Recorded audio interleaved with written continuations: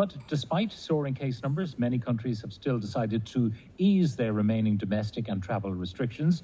So the question is, could COVID ruin yet another year of summer holidays? Well, to tell us more, we're joined by Eoghan Corry, editor of Air and Travel magazine. He's currently in sunny Marseille.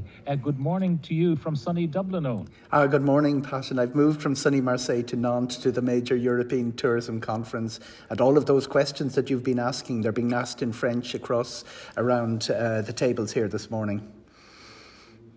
Now, the seemingly contradictory patterns, case numbers rising, restrictions lowering.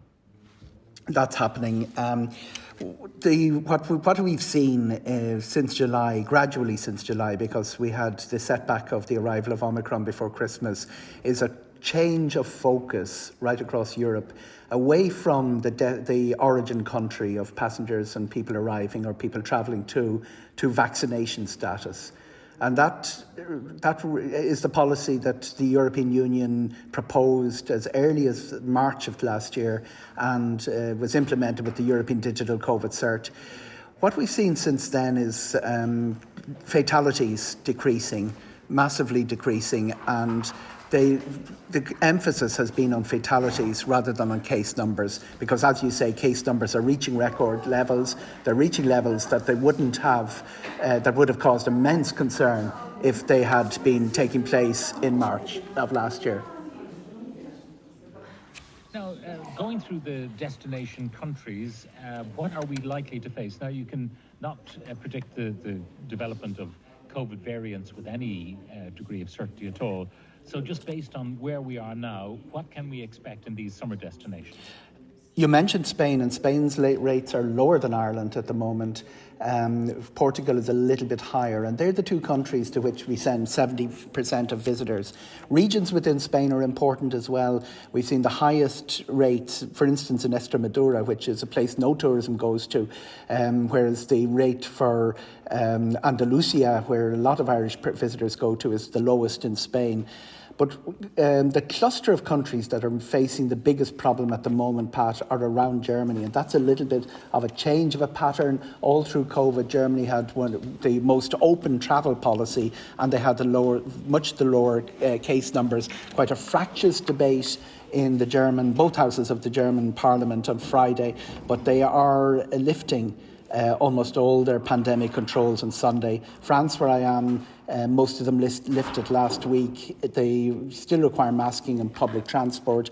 The countries that are slowest to move are two that were hit very early in the crisis, Spain and Italy. They're taking a more cautious approach. Spain still hasn't given a date for phasing out masks in restaurants, schools, public transport, and these will vary from region to region. But interestingly enough, the countries that lifted most of its restrictions, the Nordic countries, have some of the lowest rate. What we see is restrictions being lifted and the impact on infections not as clear-cut as would guide both the public health advisors and the politicians who are implementing the policy. Now, one of our colleagues here in News Talk was in Lisbon at the weekend. He said masks everywhere. It was just normal. That's what people are doing. So you're wondering to what extent, I mean, if you're a tourist, you might be using public transport and so on, so you might expect masks there. Are we out of step, Eoghan, in terms of public transport? No, not really. We moved early on a couple of things. We moved early on getting rid of the locator form. There's no sign that Portugal will do that. Spain are talking about it. But we're about midway through the cycle of the removal of restrictions. And as I say, Spain, Italy, Portugal, sometimes the local authorities are slower to move than the national government. But if you're travelling, bring those masks and also have the digital COVID cert. They don't actually require it in some countries, but it's very, very important to have it because you could run into a restaurant situation. I was at the Olympic Marseille-Nice match on Sunday night, and I brought the whole stadium to a halt by producing my COVID cert. They all were very surprised that I was even bringing it, and it's only a week since it wasn't required for public events in France. Yeah, and looking at the match in Stade de France, the same. Not a mask in sight. Absolutely, and it's like COVID never happened, and there are big signs here that the pandemic n'est pas fini. That be aware. There is a sense, of the cattle being let out after the winter, that everybody is almost celebrating that they aren't subject to the restrictions.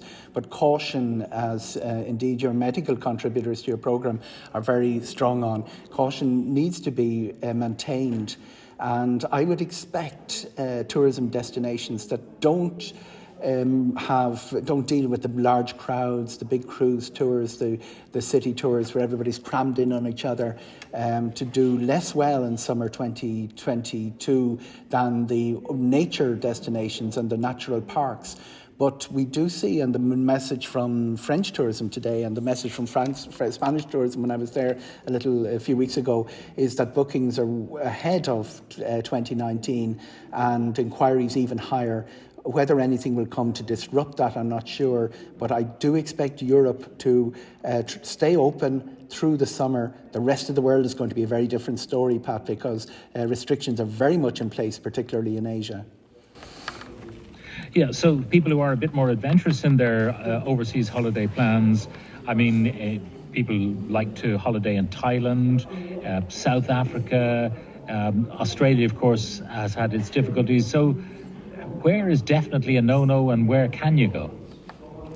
There's a few places that have effectively been closed. Malaysia being an example, they had mandatory hotel quarantine until about 3 weeks ago.